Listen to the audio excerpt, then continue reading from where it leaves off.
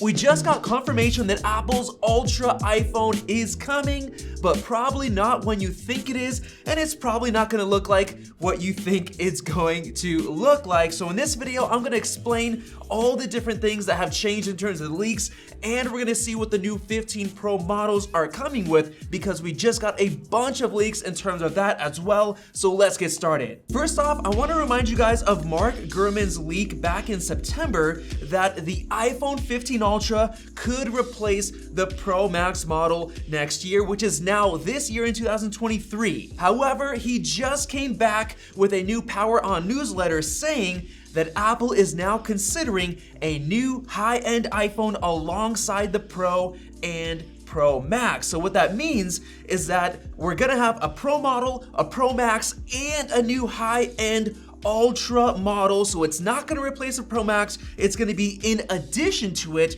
The only downside is that it's not going to happen this year with the 15 lineup. It's going to be part of the iPhone 16 lineup or later. So since it's going to be a completely separate and even more high-end iPhone, sort of like what Apple did with the Apple Watch Ultra, a beefed up model, what is it going to look like? Well, thankfully, Jonas on Twitter made a cool, awesome project of what it could actually look like. And as you can see, here's a little sneak peek of the USB-C port, which actually has orange around it, which looks amazing, and a speaker grill that matches the Apple Watch Ultra. And then here you go, here's another image. He's saying 12mm plus thick, the Ultra concept, and oh my goodness, this looks absolutely insane and amazing. If this is what it ends up looking like, I'm gonna be blown away, and I have to buy one of these because this looks beautiful. You can see the natural titanium material, just like the Apple Watch Ultra. You have this nice beige glass on the back that's kind of curved around it with a nice thin camera bump, which has these concave camera bumps on the inside. Just absolutely looks beautiful. I love how the actual buttons have this wrapped around it, just like the Apple Watch Ultra. This looks absolutely insane, especially adding an additional button, the action button on the side, just like the Apple Watch. I mean, this is amazing. I hope it's gonna be like this. However, I think it could actually be something completely different, and hear me out, because this makes sense. What if this is Apple's way of introducing their new iPhone Fold next year? What if the iPhone 16 Ultra is actually the iPhone Fold? That's one way they can get away with a higher price. Imagine $1,499, $1,500 for a foldable iPhone, because if you think about it, if they're keeping the Pro and Pro Max as it is, how else are you going to differentiate a new model to make it worth spending more? Well, you have a foldable. And going even further, Mark Gurman elaborated saying that it makes sense for Apple to eventually shift to one entry iPhone, two Pro iPhones, and one Ultra iPhone. So basically you're gonna have the regular iPhone 16, then you have the 16 Pro and Pro Max, and then the 16 Ultra. That's four, just like we have a choice of four nice flagship iPhones right now. So that basically means the Plus is going to get canceled. It's gonna get out of there. We just have one basic one and three high-end. And that is why I think the highest end model could be a foldable. It just makes sense to me. But for now, we can expect the entire iPhone 15 lineup to be identical to the one that we have now, except all of the iPhone 15s are gonna get the dynamic island, so the notch is going away for good across all models forever, finally. And all of the Pro models are gonna be getting titanium frames, so the Pro, the Pro Max, everything else, all titanium. But either way, this year's iPhone 15 lineup is gonna be the iPhone 15, the 15 Plus, the 15 Pro, and the 15 Pro Max, exactly how it is right now with the 14s. So now let's get into the leaks of what we should expect for those Pro models. But before I get into that, I've got to talk about this, the Magic Stand case from our partner K-SKU, which basically combines the best and most wanted aspects of a case into one. You've not only got a great and durable design with strong MagSafe magnets built in, but the MagSafe ring is literally on a hinge, so you can use it as a finger grip or a 40 to 120 degree stand. And the best part is that it folds back completely flush with the case so it doesn't interfere with any other MagSafe chargers or accessories. So check out the link and all of the discount info in the video description below. And now let's get back to the iPhone 15 Pro and Pro Max features. We just got an awesome leak from Shrimp Apple Pro talking about what to expect in terms of the design. The display sizes will stay identical to the iPhone 14 lineup, as you can see right here. However, the Pro 15 models will have thinner bezels with curved edges. Yes, curved edges on the sides. However, the display is still flat, so we still have a flat display,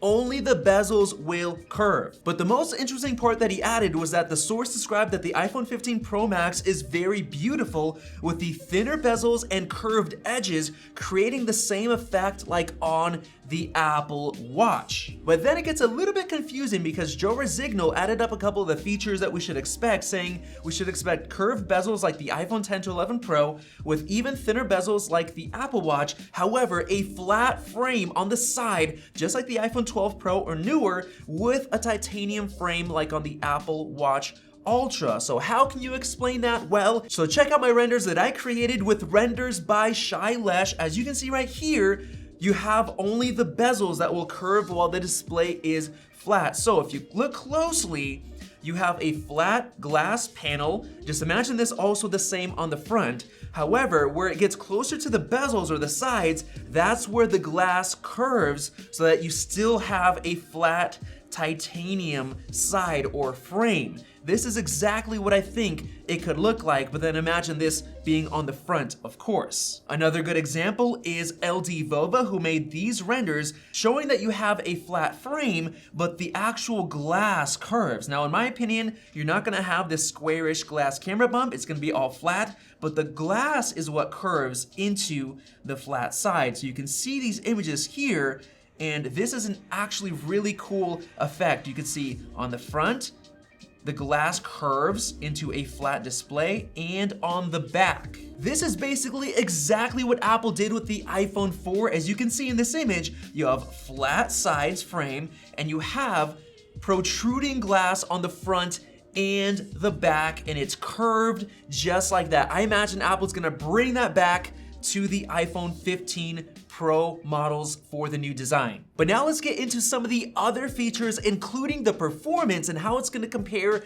to the rest of the competition. The first thing is an internal Apple document leak that confirms Wi-Fi 6E is coming to only the 15 Pro models. Then we also have the confirmation from Ming Chi Kuo that we're getting solid state buttons on the new high-end iPhone 15 Pro and Pro Max models, which is gonna be a really cool design change because there's gonna be additional Taptic engines for both the volume and power buttons, so it's gonna feel really, really nice. And then Joe Rosignol put up this nice little list of showing the Pro features that the iPhone 15 Pros are gonna get, but not the regular 15s. For example, we're gonna have the A17 chip, which I'm gonna talk about in a second, Wi-Fi 6E like I mentioned, a higher speed USB-C port, which is gonna be nice, maybe even Thunderbolt, then titanium frame, even thinner bezels, 8 gigs of RAM, solid state buttons, and at least 6x optical zoom on just the Pro Max model. However, in 2024, next year,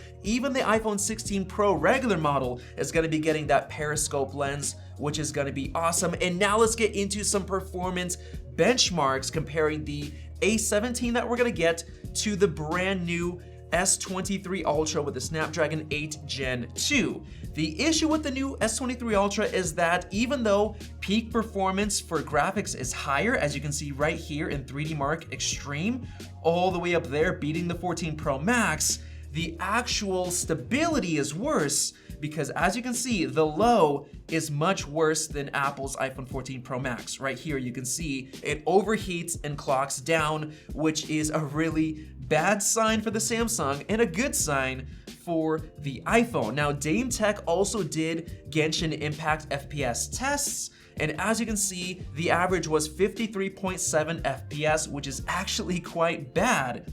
Because if you can see how it compares to the 14 Pro Max, the A16 chip gets 59 FPS, almost perfect 60 in that game compared to the S22 Ultra with a cooler that got 50.9. So the 14 Pro Max is already beating it, but now the A17 chip is gonna be built on 3 nanometer from TSMC, the N3B process with LPDDR5 memory, which means it's gonna be really good, it's gonna be very efficient. And the reason this matters is because that A17 Bionic chip is gonna be 35% more energy efficient, enabling longer battery life. So the efficiency is gonna allow Apple to clock up the performance of the graphics. Now, what some people might not know is that the A16 Bionic chip was supposed to have a brand new GPU with hardware ray tracing support, but Apple had to cancel it and literally go back to the same exact GPU that's in the A15 chip. And here's some proof. Geeker1 on YouTube literally showed that GPU-wise, there's literally no difference between A15 and A16 using die shots. It's the same copy-paste, no difference at all. Apple had to cancel the new GPU, but the benefit of that is that the new A17 chip coming in the 15 Pro will have that new GPU,